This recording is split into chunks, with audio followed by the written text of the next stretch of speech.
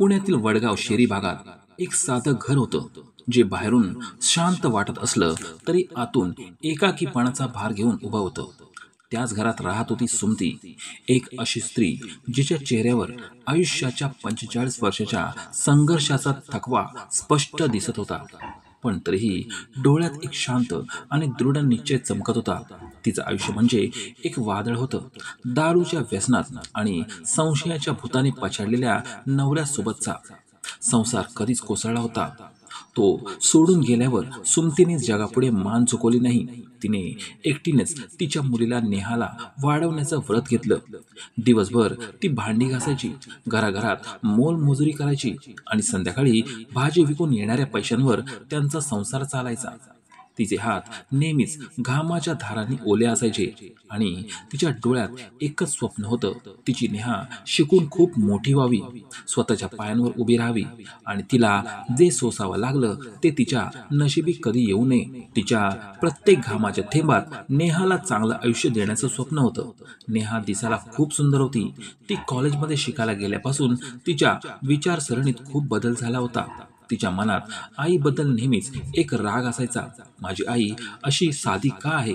ती नेहमी घाम गाळूनच का काम करते? तिच्या कपड्यांवर नेहमी डाग का असतात? हे विचार तिला सतत त्रास देत होते. तिच्या कॉलेजमधील मैत्रिणींच्या आई आधुनिक होत्या, महागडे कपडे घालायच्या आणि कारमध्ये फिरायच्या. नेहा स्वतःला त्यांच्यासमोर कमी लेखू लागली होती.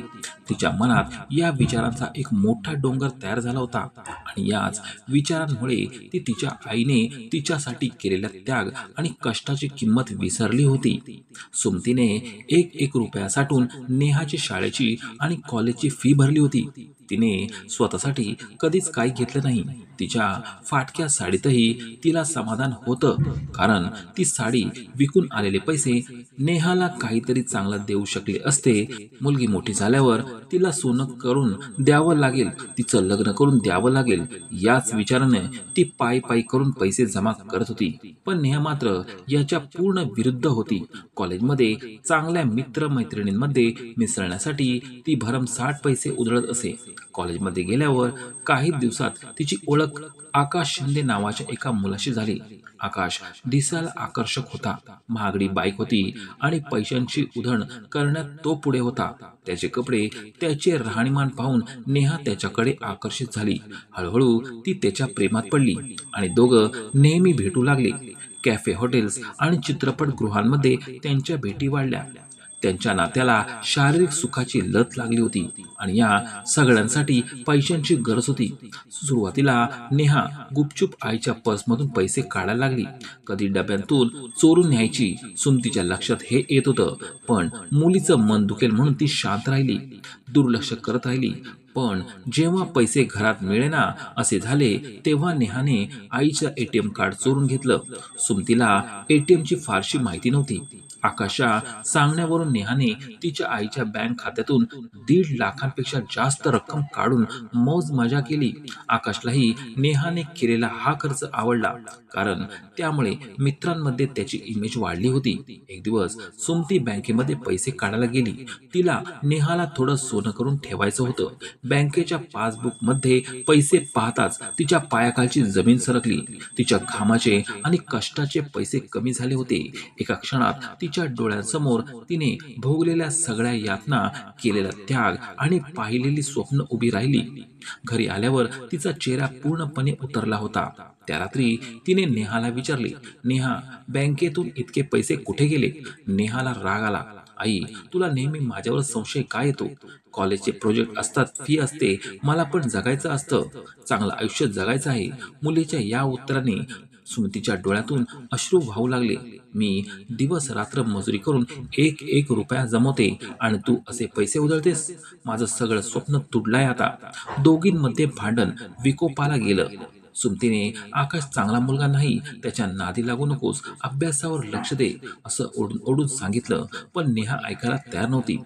मी त्याला सोडणार नाही, मी त्याच्यासोबत लग्न करणार, तिने ठामपणे आईला उत्तर दिले. त्या रात्रीचा कलह शेजाऱ्यांपर्यंत पोहोचला. आणि नेहाच्या मनात आईबद्दलचा द्वेष अजून वाढला. तिला वाटलं की आई तिच्या सुखाच्या आड येत आहे. तिने लगेच ही गोष्ट आकाशला सांगितली. तुझी आई जिवंत असेपर्यंत आपण कधीच एकत्र राहू शकत नाही. मी एका मोलकरणीच्या मुलीशी लग्न करणार नाही. ती जर पोलिसात गेली तर सगळं संपेल. आता एकच मार्ग आहे तिला आयुष्यातून काढून टाकण्याचा.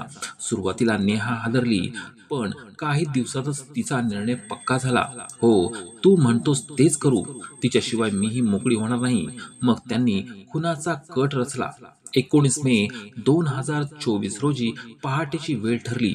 नेहमीप्रमाणे सुमती उठली, पाणी गरम केलं आणि स्वयंपाकघरात कामाला लागली. नेहा अस्वस्थ होती, मनात भीती होती. तरीही तिने मोबाईलवर आकाशला मेसेज केला, आई उठली आहे, आता ये लवकर. थोड्याच वेळात आकाश तिथे पोचला. त्याच्या बॅगेत एक मोठा हातोडा होता.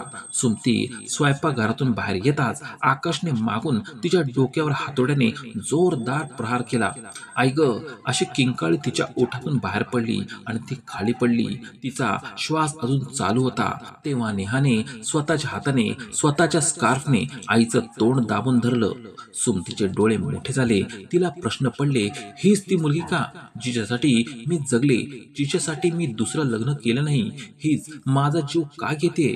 मारतानाही तिच्या डोक्यात एकच विचार होता, माझ्या मुलीचं कसं होईल? हा मुलगा चांगला नाही. काही क्षणात तिचा जीव गेला. नेहाच्या चेहऱ्यावर दुःखाचा लवलेश नव्हता. उलट एवढं झाल्यावरही तिने आकाशसोबत संबंध ठेवले.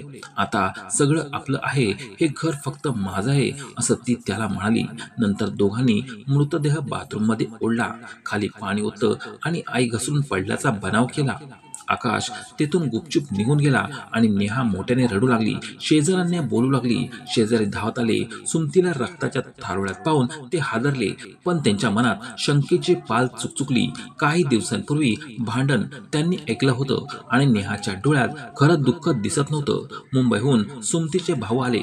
बहिणीचा शो पाहून आणि डोक्यातली खोल जखम पाहून त्यांनी पोलिसात तक्रार केली. शवविच्छेदन अहवालात स्पष्ट झालं की हा अपघात नाही तर खून आहे. त्यानंतर पोलिसांनी नेहा आणि आकाशची चौकशी सुरू केली. सुरुवातीला दोघेही म्हणाले की आई घसरून पडली, पण पोलिसांनी बँक व्यवहाराची, हॉटेलच्या बिलांची, मोबाईलवरील मेसेजची आणि शेजाऱ्यांच्या साक्षींची माहिती दाखवली. नेहाचा आत्मविश्वास ढासळला आणि तिने अखेर गुन्हा कबूल केला. आम्हीच तिला मारलं कारण तिला कळलं होतं की मी 1.5 लाख रुपये काढले आहेत. ती पोलिसात जाणार होती म्हणून आम्ही घाबरून हे केलं. दोघांनाही तत्काळ अटक झाली आणि त्यांच्यावर खुनाचा आणि पुरावे नष्ट करण्याचा गुन्हा दाखल झाला. ही बातमी बाहेर आल्यावर संपूर्ण समाज हादरला. ज्या मुलीसाठी आई जीव देते त्याच मुलीने तिचा जीव घेतला. पैशांचा मोह, वासना आणि आंधळ प्रेम माणसाला किती नीच पातळीवर नेऊ शकतं याचं हे एक भीषण उदाहरण होतं. ज्या आईने तिला जन्म दिला, वाढवलं आणि शिकवलं, त्याच आईची ती मारेकरी बनली. आज वडगाव शेरीच्या त्या घरात शांतता आहे, पण त्या भिंती अजूनही त्या किंकाळीची साक्ष देतात आणि समाजाला एक प्रश्न विचारतात, आईचं मोल एवढं कमी आहे का? क्षणिक सुखासाठी आपण रक्ताच्या नात्याला विसरतो का? ही घटना आपल्याला शिकवते की आई वडील म्हणजे केवळ जबाबदारी नाही, तेच आपल्या आयुष्याचे खरे भांडवल आहेत. त्यांच्या घामाचा प्रत्येक थेंब, त्यांनी साठवलेला प्रत्येक रुपया आपल्यासाठी मोलाचा असतो. पैशांचा मोह आणि वासना माणसाला किती अंधारमय वाटेवर नेऊ शकते याचं हे उदाहरण आहे. या घटनेबद्दल तुमचं काय प्रतिक्रिया आहेत कमेंटमध्ये नक्की सांगा. व्हिडिओला लाईक करा आणि चॅनलला नवीन असाल तर सबस्क्राईब करायला विसरू नका.